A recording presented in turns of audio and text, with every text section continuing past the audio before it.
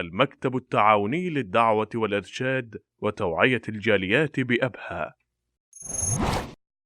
الحمد لله والصلاة والسلام على رسول الله اما بعد. محترم اوریدونکو، د غټ اختر ورځې را روانې دي او مسلمانان په دې اختر کې قربانۍ نه کوي. د دې قربانۍ متعلق یو څو خبرې د عرض کوم. ځکه ډېر ملګري او ډېر عوام داسې تپوسونه کوي د قربانۍ متعلق چې هغې ته د هغې معلومات نه وي. الله رب العالمین فرمایي فصل لربک وانحر، منځ د خپل رب د پاره کوه او قرباني کوه. قرباني دا هغه څاروی چې د غټ اختر په ورځ باندې حلالیږي د الله په نوم باندې، دې ته موږ په پښتو کې قرباني وایو. د دې فضیلت هم راغلی دی حدیثو کې. حدیث د بخاری کې راځي، انس بن مالک رضی الله تعالی عنہ فرمایي چې نبی علیه الصلاۃ والسلام دا اختر په ورځ باندې 2 ګډان حلال کړه او زم د حلالوم. نګورو نبی علیه الصلاۃ والسلام قربانی کړې ده. بلکې بل حدیث کې راځي رسول الله صلی الله علیه وسلم فرمایي چې د چا وس کېږي چې هغه قرباني وکړي او بیا قرباني نه کوي نو هغه به عیدګاه ته نه راځي. دا خبره مو سره یاد لرل ضروري دي چې د قرباني مقصد څه دی. قرباني مقصد دا د الله رب العالمین رضا ده، چې الله رب العالمین زمونږ نه راضي شي. ځکه الله رب العالمین قرآن کې فرمایي چې حلالم کوه، یعنی قربانی کوه. او قرآن کریم کې الله رب العالمین فرمایي قل ان صلاتي ونسكي ومحیاي ومماتي لله رب العالمین. وایه پیغمبره چې یقینا زما منځ، زما حلاله، زما ژوند، زما مرګ دا د الله د پاره دی چې رب العالمین دی. نو دا قربانی هم صرف او خاص د الله رب العالمین د رضا لپاره نیت پدای. ځکه الله رب العالمین فرمایي چې الله رب العالمین ته د قربانی دا غوښه او دا وینه نه رسیږي، ولکن یناله التقوى منکم، لیکن الله رب العالمین ته ستاسو اخلاص رسیږي. نو مقصد به د الله رب العالمین رضا وي. درېمه خبره چې د قربانی سره متعلق ته هغه دا ده چې کله سړی څاروی اخلي او د هغې نه قرباني کوي، نو هغه څاروی به اخلي چې هغه ښه برابري او روغ رمټي او دارنګې نقصانات او د عیبون نه پاکي. ځکه کوم څاروی چې په هغه کې نقصانات وي او په هغه کې عیبونه وي، نو په حدیثو کې د هغې د قربانۍ نه منع راغلی. برا ابن عازب رضی الله تعالی عنہ هغه د نبی علیه الصلاۃ والسلام نه نقل کړي چې 4 قسمه څاروی د هغې نه قرباني کول دا جایز نه دي. هغه 4 قسمه څاروی هغه کوم دی؟ یو هغه دی چې هغه اړونی سترګې اړاندي، نو د دې هم سړی قرباني نه کوي.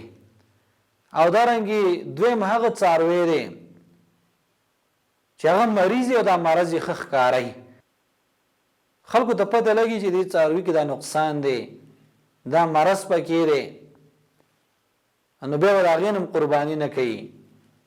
دارنګې هغه څاروی چې هغه ګوډي او دا ګډوالی ښه ښکاري، که سړی ورته ګوري نو پته ورته لګي چې ګوره دا څاروی چې کوم دی دا ګوډ دی. او دارنګې د هغې نه هم قربانی نه کوي چې هغه بالکل وچ شوی. یو څاروی دی د هغې عمر ډېر شوی دی او دارنګې وچ شوی دی، غوښه پکې ښکاري نه، نو دې څاروي نه به هم سړی قرباني نه کوي.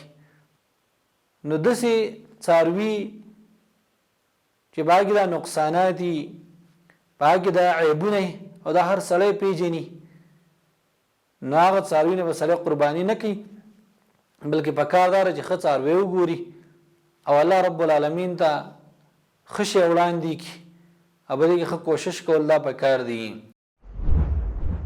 او دا خبره مور سره یاد ساتل دا ضروري دي. د قربانۍ سره یو څو خبرې نورې، یو دا چې د ټول نه مخکې چې کله سره قرباني کوي نو اخلاص،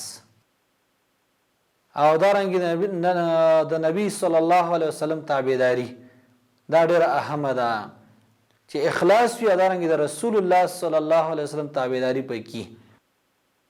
او بل دا چې مال حلالي، کله سره څاروی اخلي پکار ده چې حلال مال باندې دا څاروی واخلي، حرام پکې نه وي. ګوره ځکه چې دا عبادت دی، نو چې حرام مال یو سره باغې باندې څاروی واخلي نو صرف غوښه به وخوري، صرف غوښه به وخوري، نور ثواب خو نه شو. مقصد به دی کې هغه ثواب دی د الله رب العالمین، هغه رضا به کې مقصد دی.